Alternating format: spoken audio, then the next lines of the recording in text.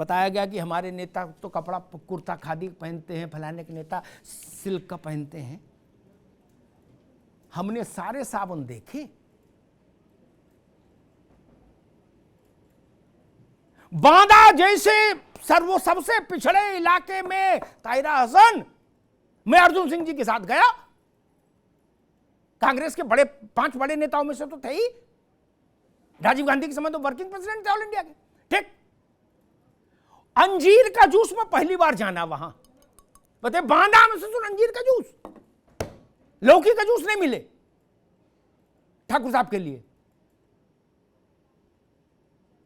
और टोस्ट कितना होना है गोल्डन, वो जरा ऊपर नीचे गोल्डन हो गया तो फेंक दिया। क्या ये जिले इलाही मां बदौलत नहीं है तो क्या है लोग?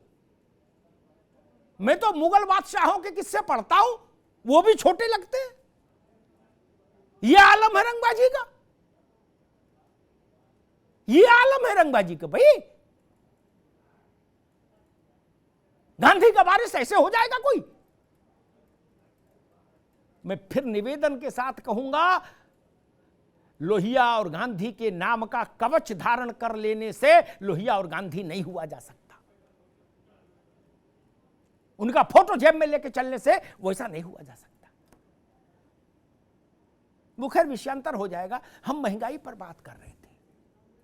मेरा निवेदन ये, हम दुनिया की बड़ी बड़ी बात करते हैं, लेकिन इस बात को हमको समझना होगा, शायद तिवारी जी मेरी बात से सहमत होंगे, कि वो लोग हिंदुस्तान के साथ बेईमानी करते हैं बौद्धिक तौर पर, जो ऐसे तर्क देते हैं किसी भी बहस में। जब महंगाई का मुद्दा आया, आज नहीं, मैं तो 35 साल से इन मुद्दों पर बहस कर रहा हूं, कि जी इतनी कार बुक हो गई, इतने सिनेमा हॉल चल रहे हैं, इतने मॉल चल रहे हैं। भाई साहब 150 करोड़ की आबादी है, कितनी कार बुक हो गई? क्या 100 करोड़ कार बुक हो गई? 10 करोड़ हो गई हो तो भी बता दीजिए, मैं मान लूंगा देश में महंगाई खत्म हो गई। आप लाख कार की बुकिंग दिखा के हमको बता रहे हो कि 150 करोड़ सब मस्त हो गए। फलां लुलु मॉल में 50,000 आदमी गया, देश में 85,000 आदमी है, लुलु जाके मोक्ष चला गया। कैसी बात कर रहे हो? झूठ बोल रहे हैं आप, बौद्धिक बेईमानी कर रहे हैं भारत के साथ। एक विद्वान ने मुझसे कहा, अग्निहोत्री जी किसी भी बड़े 5 स्टार होटल में चले जाइए फैमिली के साथ रात में डिनर के लिए, आप देखेंगे कि कहां गरीबी है। मैंने, भाई नशा कर लिए हो क्या? देश में कितने लोग 5 स्टार जाते होंगे? लाख, 2 लाख, 5 लाख, 10 लाख, 20 लाख, 50 लाख, खत्म ना। अरे हम ही दिल्ली आए, उसके 10 साल बाद 5 स्टार जा पाए पहली बार, किसी दूसरे कोई ले गया तब। हम फरुखाबाद में थे तो 5 स्टार जानते ही नहीं थे, क्या भाला क्या है 5 स्टार। आप 5 स्टार की सीटिंग बता के हमको बताओगे महंगाई चली गई? झूठ बोलते हैं ये लोग, ये छल करते हैं भारत माता के साथ। ऐसे तर्क देने वाले लोग, ये विद्वान नहीं है, ये छल करने वाले लोग हैं। अगर कार की बुकिंग से गरीबी जाती होती तो भारत में तो जब गांधी आधी धोती पहन के घूम रहा था तब भी रोल्स रॉयस पर कुछ लोग चल रहे थे। मैं नाम नहीं लूंगा कौन चल रहे थे, नहीं फिर नई रात शुरू हो जाएगी मेरी जान को, कि जी वो तो इसलिए रोल्स रॉयस ले आए थे, इसलिए ले आए थे। छोड़ो, जाने दो। क्या पूरा देश मान लेंगे वैसा? नहीं ना। किसी के घर में यूरोप की स्त्री पुरुष डाइनिंग टेबल पर प्लेटें लगाते थे उस दौर में जब देश आधा नंगा घूमता था। मैं उसमें भी नाम नहीं लूंगा, लेकिन वो भारत का चेहरा नहीं हो सकते। टेबल मैनर्स बिटियों को सिखाने के लिए यूरोप की महिलाएं नौकरी करती थी। यूरोप की, क्या वो भारत था? नहीं।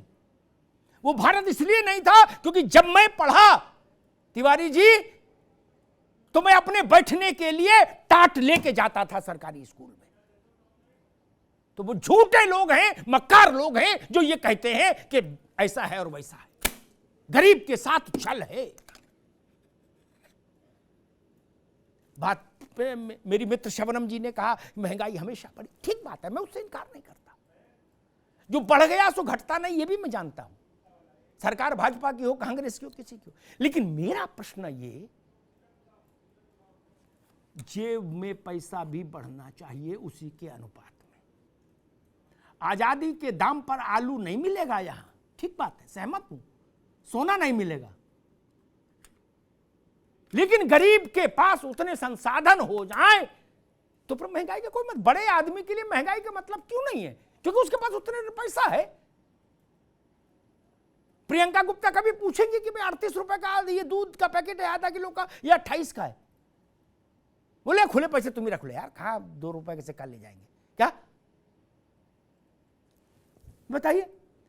और फिर मैं कहूंगा तो लोग कहेंगे अमिताभ जी बहुत कड़वा बोलते हैं।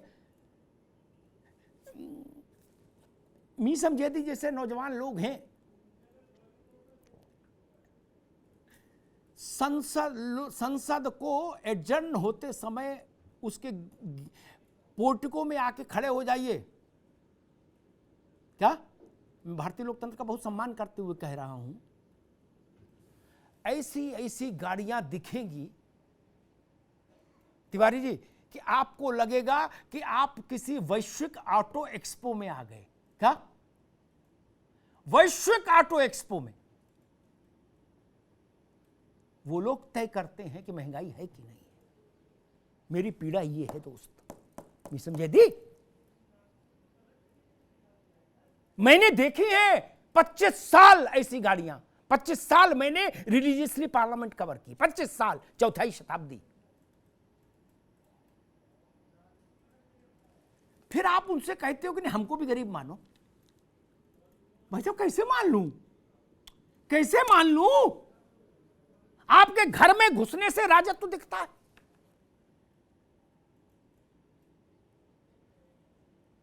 उत्तर प्रदेश में सबसे वंचित वर्ग की प्रतिनिधि पार्टी है, वो कहती कि हम सबसे वंचित वर्ग की प्रतिनिधि पार्टी है। उनके ठाट बाट देख के विक्टोरिया फेल कि नहीं फेल है? ताहिरा हसन फेल है। महारानी विक्टोरिया होती तो वो भी शर्म से गड़ जाती देख के कि या क्या है बताओ, हम कहां अटके थे अभी तक। क्या तिवारी जी, उनके यहां उनके नौकरों तक को महंगाई नहीं व्यापती, उनको क्या व्यापेगी? इसलिए महंगाई की बहस जब करिए तो उस आदमी को दिमाग में रखिए जो मैंने बताया लोकसभा में आंकड़े के साथ कि 28% आदमी वो है जो गांव में 26 रुपया प्रतिदिन और शहर में 32 रुपया प्रतिदिन की हैसियत का नहीं है। बहस में उसके लिए करने आया हूं भाई। 5 बार सांसद रहे, 6 बार विधायक रहे, राज्यसभा रहे, लोकसभा रहे, उनकी चर्चा थोड़ी ना करने आया। वो तो खाई कमा रहे हैं।